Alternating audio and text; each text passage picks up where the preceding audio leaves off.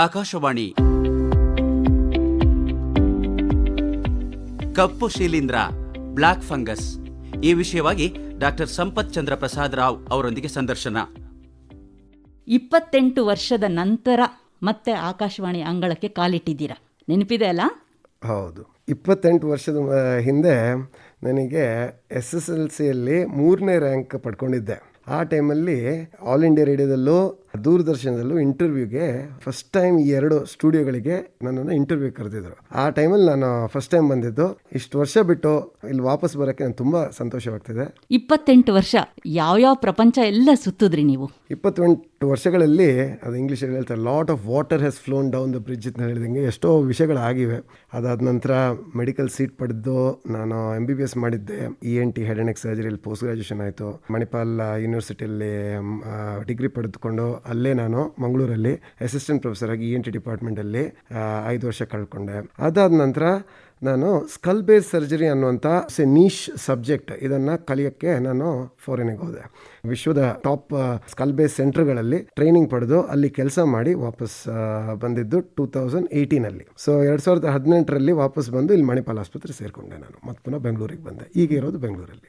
ಪ್ರಪಂಚ ಎಲ್ಲ ಸುತ್ತಿದ್ರು, ನಮ್ಮ ಭಾರತ, ನಮ್ಮ ಬೆಂಗಳೂರು ಅದೇ ಚೆನ್ನ ಅಲ್ವಾ? 100%. ನಾನು ಅಲ್ಲಿರುವಾಗಲೂ ನನಗೆ ಯಾವಾಗಲೂ ಸಾಧಾರಣ ಮಟ್ಟಿಗೆ ಪ್ರತಿದಿನವೂ ಒಂದು ವಿಷಯ ಖಂಡಿತವಾಗಿಯೂ ತಲೆಗೆ ಬರ್ತಾಯಿತ್ತು. ವಾಪಸ್ ಇಂಡಿಯಾಕ್ಕೆ ಹೋಗಬೇಕು, ವಾಪಸ್ ಇಂಡಿಯಾದಲ್ಲೇ ಇನ್ನೇನಿದ್ರು ನನ್ನ ಕ್ಯಾರಿಯರ್ ಆಗಲಿ, ನನ್ನ ಡೆಸ್ಟಿನೇಷನ್ ಇಸ್ ಇಂಡಿಯಾ ಅಂತ ನನಗೆ ಚೆನ್ನಾಗಿ ಗೊತ್ತಿತ್ತು. ಕಲಿಯೋದೆಲ್ಲ ಕಲಿತು ಅಲ್ಲಿದ್ದು ವಾತಾವರಣನ ಎಕ್ಸ್ಪೀರಿಯನ್ಸ್ ಮಾಡಿಕೊಂಡು ವಾಪಸ್ ಇಂಡಿಯಾಗೆ ಬರೋದಂತೂ ಖಚಿತ. ಡಾಕ್ಟರ್ ಸಂಪತ್ ಚಂದ್ರ ಪ್ರಸಾದ್ ರಾವ್ ಮತ್ತೆ ನಮ್ಮ ಆಕಾಶವಾಣಿ ಸ್ಟುಡಿಯೋದಲ್ಲಿ ನಮ್ಮ ಕೇಳುಗರ ಜೊತೆ ಮಾತಾಡ್ತಾ ಇದ್ದೀರಾ. ನಿಮ್ಮ ಹೆಸರಲ್ಲಿ ಸಂಪತ್ ಚಂದ್ರ ಪ್ರಸಾದ್ ರಾವ್, ಆಶ್ಚರ್ಯ ಅನ್ಸುತ್ತೆ, ಇಷ್ಟು ದೊಡ್ಡ ಹೆಸರು ಹೆಂಗೆ ಬಂದಿದ್ದಂದರೆ, ನನ್ನ ತಂದೆ ಹೆಸರು ಕಿಶೋರ್ ಚಂದ್ರ ಪ್ರಸಾದ್ ರಾವ್ ಅಂತೇಳಿ. ಸೊ ನನ್ನ ತಂದೆ ಕಿಶೋರ್ ಅಂತ ಫಸ್ಟ್ ಹೆಸರಿಟ್ರು. ಇದು ನನ್ನ ಕತೆ ಕೇಳಿದ್ದು ನನ್ನ ತಂದೆ ಹೇಳೋರಂಗೆ. ಸರ್ನೇಮ್ ರಾವ್, ಕಿಶೋರ್ ರಾವ್ ತುಂಬ ಚಿಕ್ಕ ಹೆಸರು ಅಂತೇಳಿ ಏನೋ ಕಂಡಂಗೆ ಆಯಿತು ಅಂತೇಳಿ ಅದ್ರ ಮಧ್ಯದಲ್ಲಿ ಒಂದು 2 ಪದ ಸೇರ್ಸಕ್ಕೆ ಹೋಗಿ ಆ ಥರ ಅದೇ ಕಂಟಿನ್ಯೂ ಆಗಿ ನನಗೂ ಆ ಥರ ಹೆಸರು ಬಂತು. ಬಟ್ ನಮ್ಮ ಸರ್ನೇಮ್ ಇಸ್ ರಾವ್, ಮೂಲತಃ ಮಂಗಳೂರಿನವರು. ಡಾಕ್ಟರ್ ಸಂಪತ್ ಅಂತ ಕರೆಯೋಣ ಹಾಗಿದ್ರೆ? ಖಂಡಿತ. ಮತ್ತೆ ಎಲ್ಲ ಕಡೆ ನೀವು ಡಾಕ್ಟರ್ ಸಂಪತ್ ಅಂತಾನೆ ಚಿರಪರಿಚಿತರು.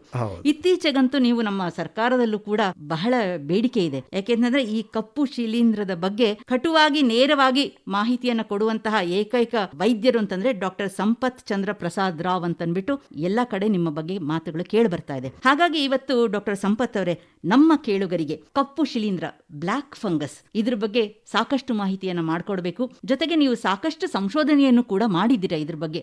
ಸೊ ನಿಮ್ಮ ಮಾತುಗಳನ್ನ ಸರ್ಕಾರ ಕೂಡ ಇವಾಗ ಆಲಿಸ್ತಾ ಇದೆ, ಏನಿದು, ಹೇಗಿದು, ಎಲ್ಲಿಂದ ಬಂತು ಅಂತನ್ಬಿಟ್ಟು. ಹಾಗಾಗಿ ಈ ಕಪ್ಪು ಶಿಲೀಂಧ್ರ ಇದ್ರ ಬಗ್ಗೆ ಒಂದ್ ಸ್ವಲ್ಪ ಮಾಹಿತಿ ನಮ್ಮ ಕೇಳುಗರಿಗೆ. ಕಪ್ಪು ಶಿಲೀಂಧ್ರ, ಬ್ಲ್ಯಾಕ್ ಫಂಗಸ್ ಅಂದರೆ ಇದೊಂದು ಫಂಗಲ್ ಇನ್ಫೆಕ್ಷನ್, ಶಿಲೀಂಧ್ರ ಇನ್ಫೆಕ್ಷನ್. ಇದಕ್ಕೆ ರೈಸೋಪಸ್ ಮ್ಯೂಕೋರ್ ಅನ್ನುವಂತಹ ಕ್ರಿಮಿ ಕೀಟಗಳು ಇದನ್ನು ಪ್ರೊಡ್ಯೂಸ್ ಮಾಡುವಂಥದ್ದು. ಈ ಫಂಗಸ್ ಅನ್ನುವಂಥದ್ದು ಸಾಧಾರಣ ಮಟ್ಟಿಗೆ ಎಲ್ಲ ಕಡೆ ನೋಡ್ಲಿಕ್ಕೆ ಸಿಗುತ್ತೆ. ಯುಬಿಕ್ಯೂಟಸ್ ಆರ್ಗಾನಿಸಮ್ಸ್ ಅಂತೀವಿ. ಅಂದರೆ ಗಾಳಿಯಲ್ಲೂ ಇರುತ್ತೆ, ನೆಲದಲ್ಲೂ ಇರುತ್ತೆ, ಮಣ್ಣಲ್ಲೂ ಇರುತ್ತೆ. ಹೆಚ್ಚಾಗಿ plant based sources, saprophytic organism ಅದು ಇಲ್ಲೆಲ್ಲ ನೋಡೋಕ್ಕೆ ಸಿಗುತ್ತೆ. ಎಲ್ಲ ಕಡೆನೂ ಇದೆ. ಇದು ಎಷ್ಟು ವರ್ಷದ ಮುಂಚಿಂದನೂ ಇತ್ತು, ಇನ್ನೂ ಇರುತ್ತೆ. ಬಟ್ ಹೆಚ್ಚಾಗಿ ದೇಹದ ಡಿಫೆನ್ಸ್ ಮೆಕ್ಯಾನಿಸಮ್ಸ್ ಹೆಂಗಿರುತ್ತೆ ಅಂದರೆ, ಆ ಸ್ಪೋರ್ಸ್ ಆಗಲಿ, ಫಿಲಮೆಂಟಸ್ ಫಾರ್ಮ್ಸ್ ಅಂತ ಹೇಳ್ತೀವಿ. ಈ ಫಂಗಲ್ ಎಲಿಮೆಂಟ್ಸ್ ನಮ್ಮ ದೇಹದೊಳಗೆ ಹೋದಾಗ ಮುಖ್ಯವಾಗಿ ಮೂಗೊಳಗಡೆಯಿಂದ, ಬಾಯೊಳಗಡೆಯಿಂದ ಶರೀರದೊಳಗಡೆ ಹೋಗುತ್ತೆ. ಚರ್ಮದ ಮೂಲಕನೂ ಹೋಗ್ಬೋದು. ಈ ರೀತಿ ಒಳಗಡೆ ಹೋದಾಗ ದೇಹದ ಫಸ್ಟ್ ಲೈನ್ ಆಫ್ ಡಿಫೆನ್ಸ್ ಅನ್ನೋದು ಮೋನೋನ್ಯೂಕ್ಲಿಯರ್ ಫೇಗೋಸೈಟ್ಸ್, ಅಂದರೆ ನಮ್ಮ ಶರೀರದಲ್ಲಿ ಸೆಲ್ಸ್ಗಳಿರುತ್ತೆ. ಅದು ಫಂಗಸ್ ಅನ್ನುವಂಥ ಅಂಶವನ್ನ ತಿಂದು ಅದನ್ನ ಜೀರ್ಣ ಮಾಡಿ ಅಲ್ಲೇ ಅದನ್ನ ಕೊಂದ್ಬಿಡುತ್ತೆ. ಸೊ ಈ ಡಿಫೆನ್ಸ್ ಮೆಕ್ಯಾನಿಸಮ್ ಬ್ರೇಕ್ ಆದಾಗ ಎಲ್ಲಿ ಇಮ್ಯುನೋ ಸಪ್ರೆಷನ್ ಆಯ್ತಾ, ನಮ್ಮ ದೇಹದ ಇಮ್ಯುನಿಟಿ ಕಡಿಮೆ ಆಯ್ತಾ, ಆ ಟೈಮಲ್ಲಿ ಫಂಗಲ್ ಇನ್ಫೆಕ್ಷನ್ಸ್ ಹೆಚ್ಚಾಗಿ ನೋಡ್ಲಿಕ್ಕೆ ಸಿಗುವಂಥದ್ದು. ಫಂಗಲ್ ಇನ್ಫೆಕ್ಷನ್, ಅದರಲ್ಲೂ ಬ್ಲ್ಯಾಕ್ ಫಂಗಸ್ ತುಂಬಾ ತುಂಬಾ rare. Bacterial viral infections common. Fungal infection ಅಲ್ಲೂ ಕ್ಯಾಂಡಿಡಾ ಆಸ್ಪರ್ಜಿಲ್ಲೋಸಿಸ್ ಅನ್ನುವಂಥ ಫಂಗಲ್ ಇನ್ಫೆಕ್ಷನ್ ಕಾಮನ್ ಆಗಿ ನೋಡ್ಲಿಕ್ಕೆ ಸಿಗುವಂಥದ್ದು. ಮ್ಯೂಕೋರ್ ಅನ್ನುವಂಥದ್ದು ಬಹಳಷ್ಟು ರೇರ್ ಆರ್ಗಾನಿಸಮ್. ಆದ್ರೆ ಇವತ್ತು ನಮಗೆ ಮ್ಯೂಕೋರೇ ಒಂಥರ ಎಪಿಡೆಮಿಕ್ ಆಗಿ ನೋಡ್ಲಿಕ್ಕೆ ಸಿಗ್ತಾ ಇದೆ. ಯಾವಾಗ ಕೋವಿಡ್ ಮುಂಚಿನ ಟೈಮಲ್ಲಿ ಒಂದು ಇಡೀ ಭಾರತದಲ್ಲಿ ಒಂದು ಸಾಧಾರಣ ಮಟ್ಟಿಗೆ ಒಂದು 100-150 ನನ್ನ ರಿಸರ್ಚ್ ಪ್ರಕಾರ annual incidence was reported as 22 cases per year ಇಡೀ ಭಾರತದಲ್ಲಿ. ಸೊ ಇದೊಂದು ಮಲ್ಟಿಸೆಂಟ್ರಿಕ್ ಸ್ಟಡಿ ಮಾಡಿದ ಒಂದು ಡಾಕ್ಯುಮೆಂಟ್ ಪ್ರಕಾರ 22 ಕೇಸ್ ಅಂತ. ಕೆಲವೆಲ್ಲ ಅನ್ರಿಪೋರ್ಟೆಡ್ ಕೇಸ್ ಇರ್ಬೋದು. ನಮ್ಮ ಭಾರತ ದೇಶ ಎಷ್ಟು ವಿಶಾಲವಾಗಿರುತ್ತೆ ಅಂದ್ರೆ ಎಲ್ಲಾ ಕಡೆಯಿಂದ ರಿಪೋರ್ಟ್ ಬಾರದಿರ್ಬೋದು. ಸೊ ಏನಿದ್ರು ಮ್ಯಾಕ್ಸ್ ಟು ಮ್ಯಾಕ್ಸ್ 100-150 ಕೇಸ್ ವರ್ಷಕ್ಕೆ ನೋಡ್ಲಿಕ್ಕೆ ಸಿಗ್ತಾ ಇತ್ತು ನಮಗೆ.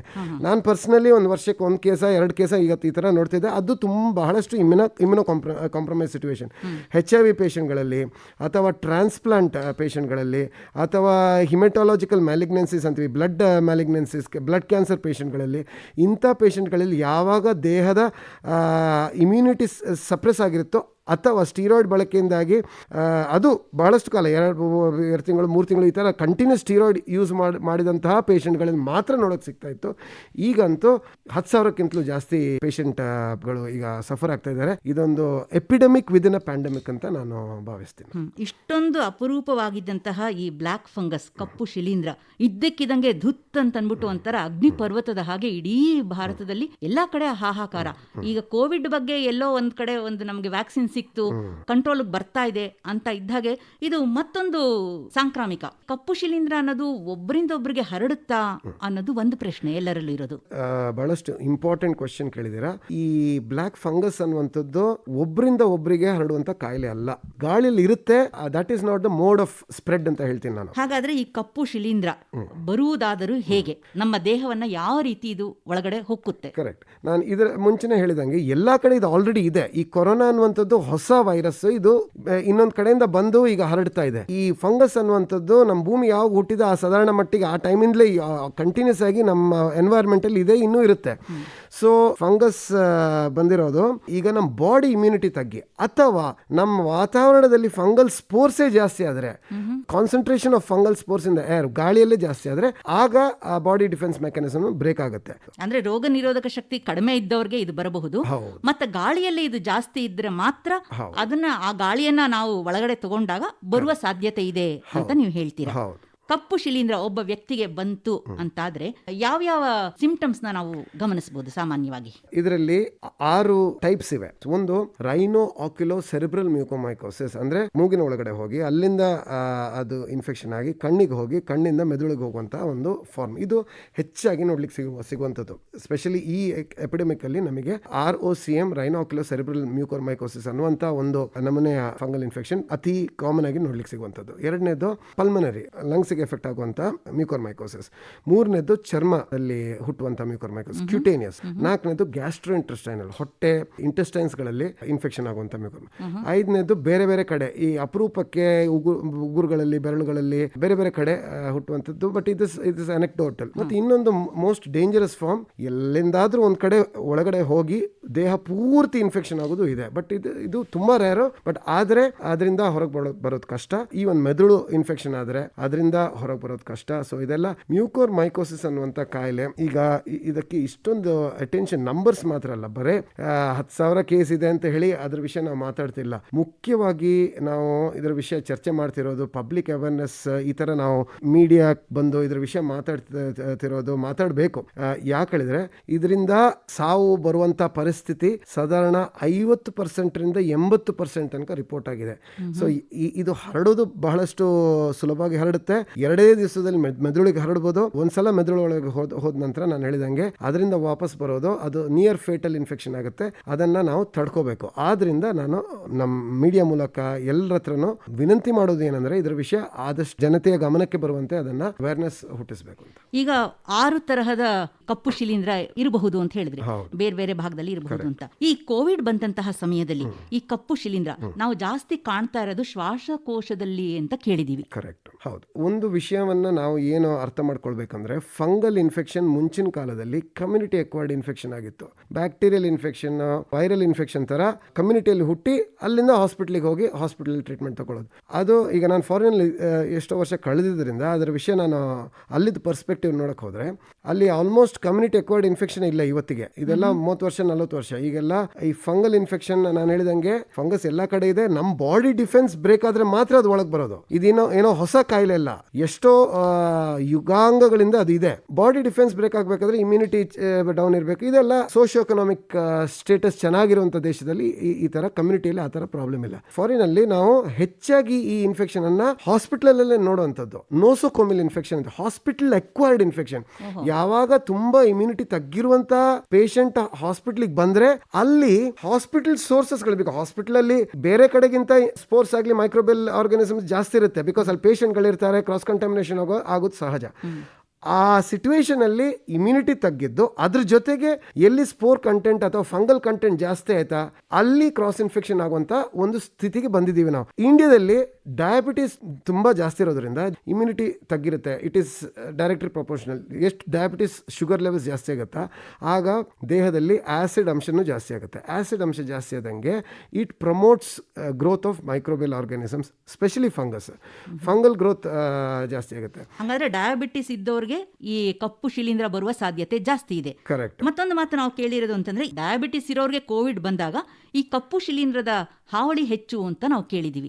ಅದು ನಿಜಾನಾ? ಹೌದು. ಈಗ ಏನಾಯ್ತು, ಡಯಾಬಿಟಿಸ್ ಇದ್ದಾಗ ಬಾಡಿ ಇಮ್ಯುನಿಟಿ ಕಡಿಮೆ ಆಯ್ತು, ಆಸಿಡೋಸಿಸ್ ಆಗುತ್ತೆ, ಡಯಾಬಿಟಿಕ್ ಕೀಟೋ ಆಸಿಡೋಸಿಸ್ ಅಂತೀವಿ, ಆಸಿಡ್ ಅಂಶ ಜಾಸ್ತಿ ಆಗುತ್ತೆ. ಮತ್ತು ಕೋವಿಡ್ಗೆ ನಾವು ಎಷ್ಟೋ ಸಲ ಸ್ಟೀರಾಯ್ಡ್ಸ್ ಕೊಡ್ತೀವಿ. ಜನರಲ್ ಏನೋ ತಪ್ಪು ನಂಬಿಕೆ ಇದೆ ಅಂತಂದ್ರೆ ಸ್ಟೀರಾಯ್ಡ್ ಇಂದ ಕೋವಿಡ್ ಟ್ರೀಟ್ ಮಾಡಬಹುದು ಅಂತ. ಬಟ್ ಸ್ಟೀರಾಯ್ಡ್ ಕೊಡೋದು ನಾವು ಕ್ರಿಟಿಕಲ್ ಇಶ್ಯೂಸ್ ಇದ್ರೆ ಮಾತ್ರ ನಾವು ಸ್ಟೀರಾಯ್ಡ್ ಕೊಡ್ತೀವಿ. ಎಷ್ಟರ ಮಟ್ಟಿಗೆ ಇದರ ಮಿಸ್ಕನ್ಸೆಪ್ಷನ್ ಇದೆ ಅಂದ್ರೆ ಜನರು ತಾವಾಗಿಯೇ ಸ್ಟೀರಾಯ್ಡ್ ಓವರ್ ದ ಕೌಂಟರ್ ತಕೊಂಡು ಕೊರೋನಾ ಇರ್ಲಿ ಇಲ್ಲದಿದ್ರೆ ಸ್ಟೀರಾಯ್ಡ್ ಮಾತ್ರ ತಗೋತಿರೋದ್ರಿಂದ ಸ್ಟೀರಾಯ್ಡ್ ಅಬ್ಯೂಸ್ ಅನ್ನುವಂತ ಒಂದು ಪರಿಸ್ಥಿತಿ ಹುಟ್ಟಿದೆ. ಇದರಿಂದಾಗಿ ಬಾಡಿ ಇಮ್ಯುನಿಟಿ ಕಡಿಮೆ ಆಗುತ್ತೆ. ಅದ್ರ ಜೊತೆಗೆ ಕೋವಿಡ್ ಶ್ವಾಸಕೋಶ ಸಿಂಪ್ಟಮ್ಸ್ ಇರೋದ್ರಿಂದ ಫಂಗಲ್ ಎಲಿಮೆಂಟ್ ಮೂಗಿನೊಳಗಡೆ ಹೋಗಿ ಈ ROCM ರೈನೋ ಆಕ್ಯುಲೋ ಸೆರೆಬ್ರಲ್ ಮ್ಯೂಕೋರ್ಮೈಕೋಸಿಸ್ ಅಂತ ಮೂಗೊಳಗಡೆಯಿಂದ ಹುಟ್ಟಿ ಕಣ್ಣಿಗೆ ಹೋಗಿ ಅಲ್ಲಿಂದ ಬ್ರೈನಿಗೆ ಹೋಗುವಂತ ಆ ನಮೂನೆಯ ಬ್ಲಾಕ್ ಫಂಗಲ್ ಇನ್ಫೆಕ್ಷನ್ ಈಗ ತೀವ್ರವಾಗಿ ಹರಡ್ಕೊಂಡಿದೆ. ಅದು ನಮಗೆ ನೋಡಕ್ ಸಿಗ್ತಾ ಇದೆ. ರೋಗ ನಿರೋಧಕ ಶಕ್ತಿ ಕಡಿಮೆ ಇರುವಂತವ್ರು, ಡಯಾಬಿಟಿಸ್ ಇರುವಂತವ್ರು, ಕೋವಿಡ್ ಇರುವಂತವ್ರು, ಚಿಕಿತ್ಸೆಗೋಸ್ಕರ ಸ್ಟೀರಾಯ್ಡ್ಸ್ ತಗೊಂಡಿರುವಂತವರಲ್ಲಿ ಇದು ಬಹಳ ಹೆಚ್ಚಾಗ್ತಾ ಇದೆ ಅಂತ ಹೇಳ್ತೀರಾ. ಹಾಗಿದ್ರೆ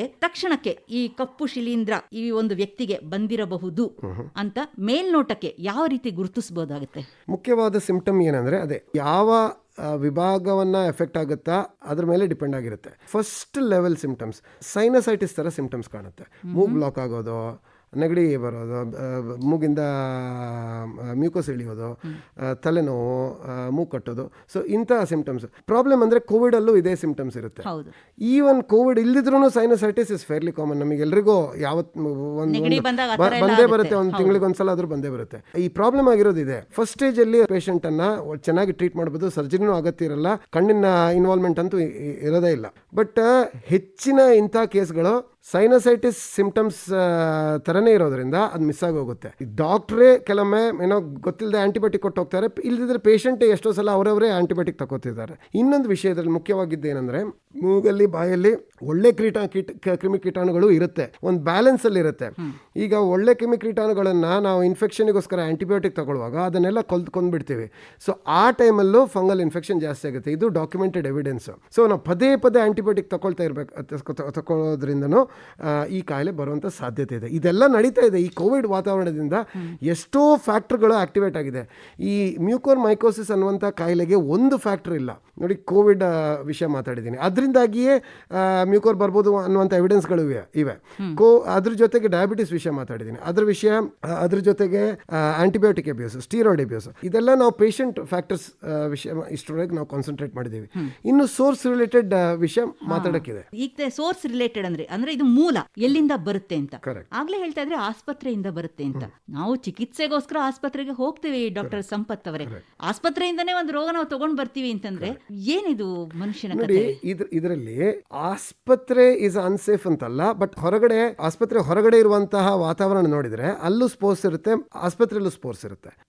ಬಟ್ ಹೊರಗಡೆ ವಾತಾವರಣದಲ್ಲಿ ಅದು ಡೈಲ್ಯೂಟ್ ಆಗಿರುತ್ತೆ, ಕಾನ್ಸಂಟ್ರೇಟೆಡ್ ಸ್ಪೋರ್ಟ್ಸ್ ಇರಲ್ಲ. ಆಸ್ಪತ್ರೆ ಇಂಡೋರ್ ಎನ್ವೈರ್ಮೆಂಟ್ ಇರೋದ್ರಿಂದ ಕಾನ್ಸಂಟ್ರೇಟೆಡ್ ಆಗಿರುತ್ತೆ.